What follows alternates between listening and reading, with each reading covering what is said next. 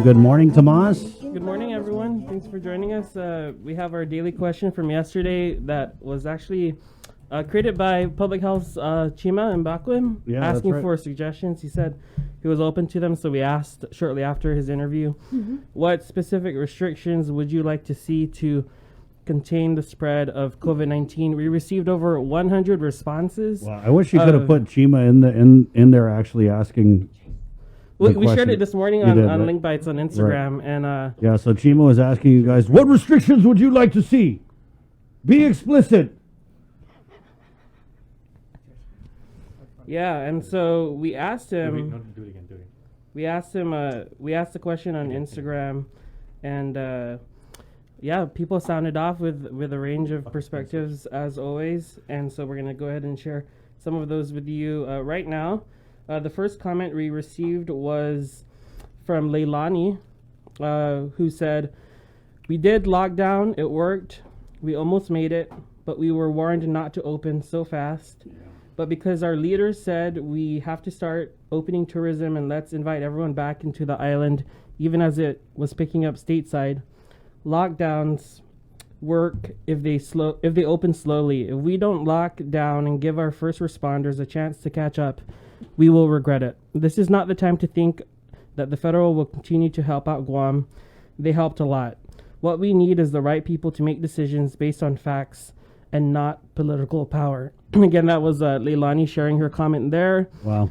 Frances also adding her view to the conversation, writing that quarantine mandate for all travel arrivals in a government designated location for at least 5 days or after testing negative. Home quarantine just doesn't seem to be working for some instances. Thought that was interesting because that's exactly what is happening in the CNMI with the 5-day mandatory quarantine for anyone who's entering, no matter your vaccination status. Right. So someone suggesting that to happen here on Guam. Rihanna writing, "The spread is already a given. Apply funds and aid to the endangered population. When a family member shows positive, immediately provide a safe, clean shelter for the positive family member or the risk or the at-risk member until risk is over. $1,500 hotel is cheaper than $150,000 medical bill and loss of loved ones." Someone writing on our Instagram, "Public health policy should not be conducted by a poll. This is a tremendous lack of leadership and makes pandemic response political by basing it on what constituents want rather than policy informed by expertise." And one of the last comments we'll share of over the 100 that we received on Instagram, someone writing, "No government restrictions. Let the people of Guam make their own decisions and stay home if they want to.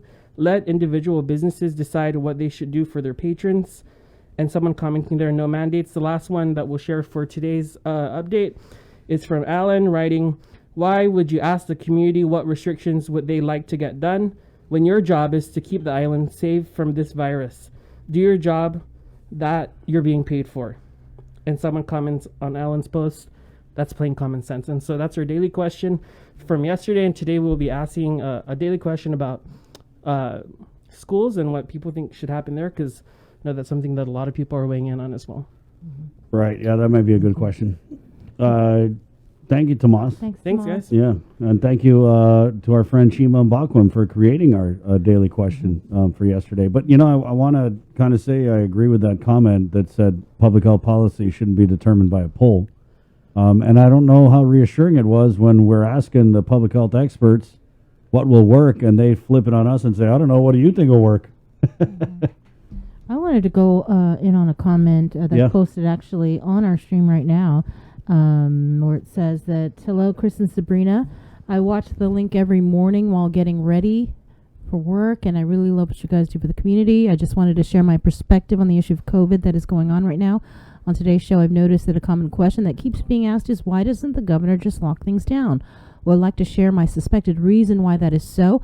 I have a doctorate degree in public health, so I have some understanding of how pandemics work. So I believe the governor and the PAG are not choosing the lockdown because ultimately they are hoping for natural immunity from natural infection to take place. Studies are already showing that natural immunity is just as effective, if not more effective, in protecting against severe illness from COVID as also getting the vaccine. Therefore, with the 80% vaccination rate and natural immunity, we should see an eventual drop or leveling of hospitalizations. Unfortunately, the downside to this is that there will be some who will experience severe illness and even death from infection. But in the long run, natural immunity and vaccinations will lead to what's called an endemic, which is when the virus is no longer as lethal and deadly as it used to be. So this is why I think the governor has chosen not to lock down and instead allow the virus to run its course in the community.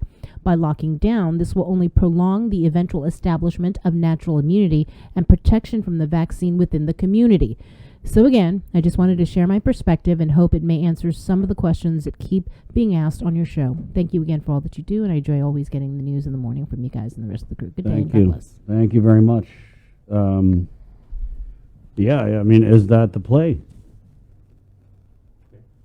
And should we just stop asking if they're going to do anything to stem the cases? Like I said, I think this is just the new normal. Obviously, if we're talking about sending our kids to school in these conditions, then somebody must think it's okay.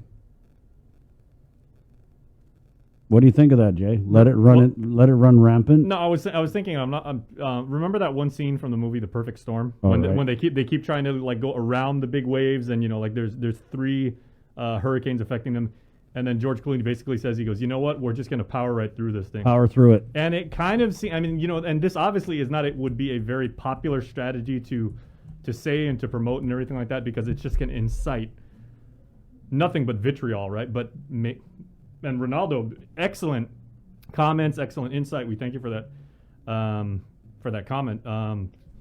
That's maybe just plowing right through it. I mean,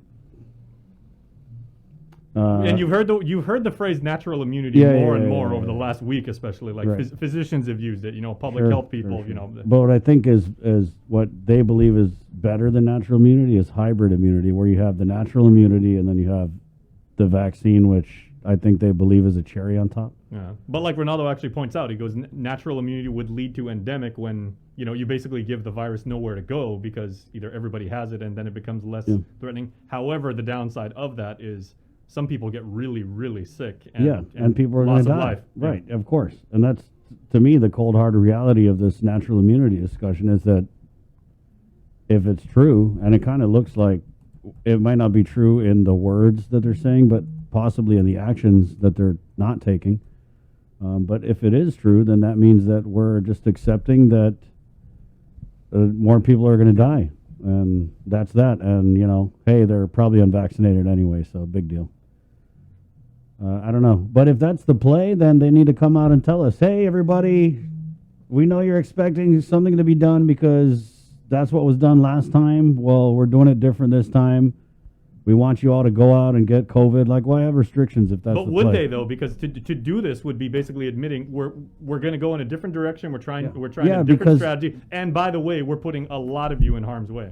Well, because they can't stop it. It's so rampant. It's so widespread that they feel like, well, there's nothing we can really do. If we close the bars, they're going to party at the house, right? And I think Bree and I are going to go in a little more on where a lot of the positives are coming from, because she's got the public health dashboard open, and that's always fun when she does that. It's 9:03 now. Let's head into the Zoom room where Gura's Rates Posni's, the executive director, is standing by. Good morning.